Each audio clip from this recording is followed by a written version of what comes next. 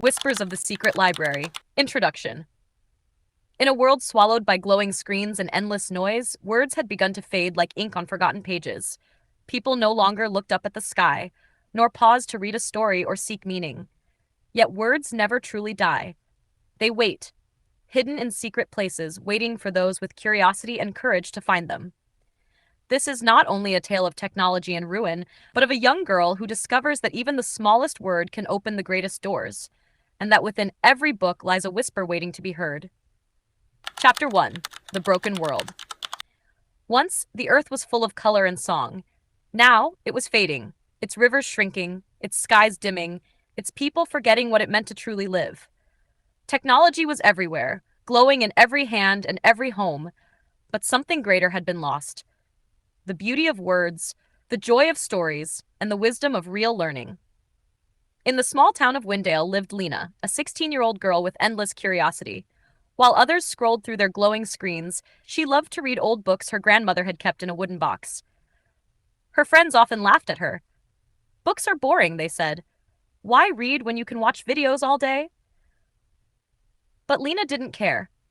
She believed that books held secrets, keys to places no screen could take her. One rainy afternoon, as she walked home from school, she noticed a strange alley she had never seen before. At the end stood a tall, ancient building with a broken sign that read, "The Secret Library, open to all." Her heart raced. How could I have missed this before? Chapter 2. The Secret Library. The rain followed Lena through the streets, but when she stepped into the hidden alley, the world seemed to hold its breath. At the end stood an ancient door, tall and heavy, waiting as though it had been expecting her for years. The heavy wooden door creaked as Lena pushed it open. Inside, the air smelled of old paper and candle wax. Tall shelves rose into the shadows above, filled with books that glowed faintly as if alive. Suddenly, a voice echoed, "Welcome, Lena." She froze. From the corner stepped an old man with silver hair and eyes that sparkled like stars. He wore a robe covered in golden symbols. "Do not be afraid," he said kindly. "This library chooses its visitors. You are here because you are curious, and curiosity is the first step to knowledge." Lena's eyes widened. "The library chose me?" The man nodded. "Yes, every book here has power. They will not only tell stories, but also teach you the language of light, English. Words are keys, and with them, you may open doors to other worlds." She touched a blue book on the nearest shelf. Glowing letters appeared. "Adventures in English, Volume 1. The book spoke aloud. "Hello, Lena. Repeat after me. Friendship, courage, honesty." Lena whispered, "Friendship, courage, honesty." The old man smiled. "Good. These words are not just sounds. They carry power. Learn them, and you will understand their strength." Chapter 3. The Test of Words. The library did not sleep. Its shelves shifted like restless dreams, and its books whispered promises of power. That morning, when Lena returned, the old man's eyes held both warmth and warning. "Today the library will test you," he said. "You must prove that you are ready to learn." The walls trembled, and suddenly the shelves shifted, forming a long hallway. At the end glowed a golden door. Above it were written 3 sentences. 1. Knowledge is power. 2. Courage makes you strong. 3. Honesty keeps your heart pure.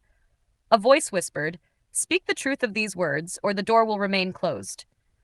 Lena stepped forward nervously. She touched the first sentence and said, "Knowledge is power because it helps us solve problems and build a better world."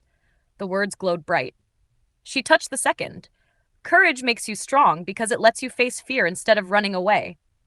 The glow grew stronger. Finally, she placed her hand on the third. "Honesty keeps your heart pure because lies create shadows, but truth creates light." The golden door swung open, revealing a hidden chamber. Inside floated dozens of books, circling like birds in the air. "You have passed," said the old man. "The words are alive inside you now." Chapter 4. The Dark Silence. Not all whispers carried light. Some coiled in the shadows, soft yet sharp like broken glass. Lena felt them before she saw them. Dark voices curling through the shelves, reaching for her curiosity. One evening, the old man warned her, "Not all whispers are kind. There are shadows here, waiting for those who learn without heart. Be careful, Lena." That night, she was drawn to a corner where the shelves were covered in black dust. A single book lay open, its pages filled with broken words. Fear, lies, Silence. When she touched it, the candles blew out and the room filled with icy air. A deep voice hissed, "Words can destroy as well as heal. Choose carefully." The old man appeared, holding a staff of light. "This is the dark silence," he said firmly.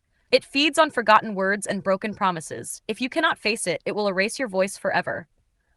Lena trembled, but then remembered the lessons: knowledge, courage, honesty. She spoke them aloud. Her voice cut through the darkness, and the shadows shrieked before fading away. The candles lit once more. The old man nodded with pride. "You are stronger than I thought." Chapter 5, The Last Whisper. The air in the library grew still, as if every book, every candle, every whisper waited for her next step.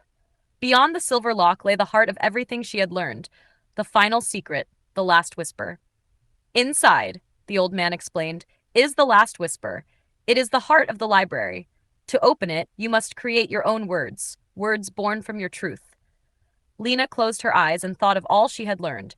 Slowly, she whispered, "I believe in knowledge that guides, courage that protects, and honesty that connects hearts."